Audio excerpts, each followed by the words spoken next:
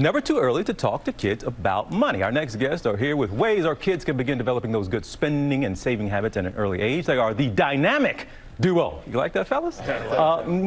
Behind Earn Your Leisure, a business media outlet breaking down the latest trends in finance. Everybody, welcome back to GMA 3. First time in studio, though. Troy Millings, Rashad Bilal. Good to have you, fellas. Pleasure to be here. Pleasure to be here. Now, what age are we talking about? How young should we get them started?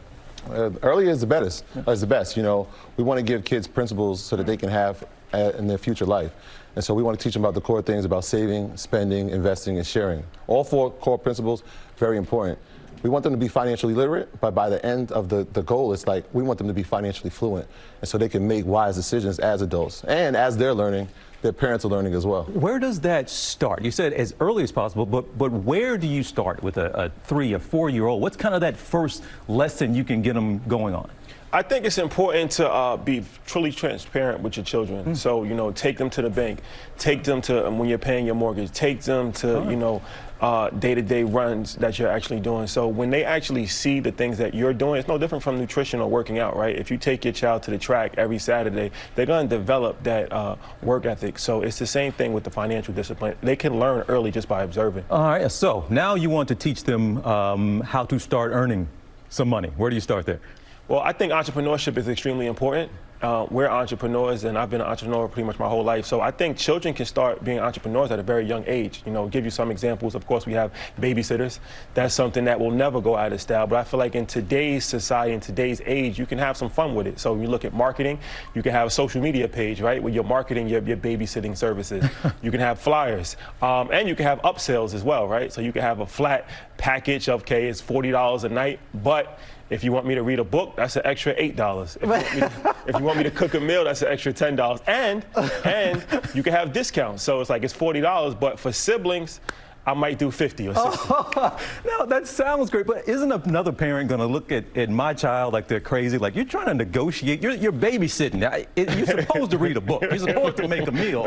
But how do you get them into that point of talking about entrepreneurship? Part of it is being able to make a deal. How do you get them in that mindset? Because adults have sometimes even negotiated. Yeah, well, I think that's one of the great things about being an entrepreneur, right? And you only learn that from on-the-job training. So whether you're selling knives, whether you're babysitting, whether you're, you know, selling sneakers on StockX, part of being an entrepreneur is learning how to negotiate. So you might want to have a conversation with your child going into it and say, okay, somebody might give you pushback, but stand firm. And then, you know, you kind of have wiggle room. But I think most adults will actually respect that more because they'll see the value in it, and they'll actually like, okay, this kid is actually going somewhere in life, so they might appreciate it. Man, my babysitter ever try to tell me, yeah, reading the book is an extra $5. But tell us, well, look, it's sometimes kids are good with the piggy bank. They know how much money they have, so because they want to go spend it on something in particular, but you want to focus on saving. How do you get them into that mindset? I think what Rashad says is extremely important, being fully transparent, so showing them the accounts. One of the things that I always tell my kids is, like, if we can't buy it twice, we can't afford it. So it could be something as simple. You ask, where can we start? Well, there's entry points. My kids love playing Roblox. How many kids love playing Roblox, right? So if they tell me, Daddy, can I get $4.99? I tell them we need $10. Why? Because we're going to spend the $5, but we need to save $5. And so that's important because now it's delayed gratification, but we're also building a savings account. And so one of the things we also do is being fully transparent is, like, I have a Chase account. How can I incorporate my kids into this? So I use Chase First Banking, and now I can put money into their account, but I can actually tell them how much they can spend. And so it's, in a sense, it's like they have a savings account, they have $100, but they can only spend $50. And so in their mind, they only have $50. Meanwhile, we're saving $50 on the back end. And if we do that long term over the course of 2 weeks, a month, 2 years, 3 years, 10 years, think how much money we've spent, but they've also saved along the way. Well, it's good to have you in studio. I hope you all come back, man. Absolutely. Thank you for having us. And you all can check out the Earn Your Leisure platform for more money-making tips. Well, hey there, GMA fans. Robin Roberts here. Thanks for checking out our YouTube channel. Lots of great stuff here. So go on, click the subscribe button right over here to get more of awesome videos and content from GMA every day, anytime.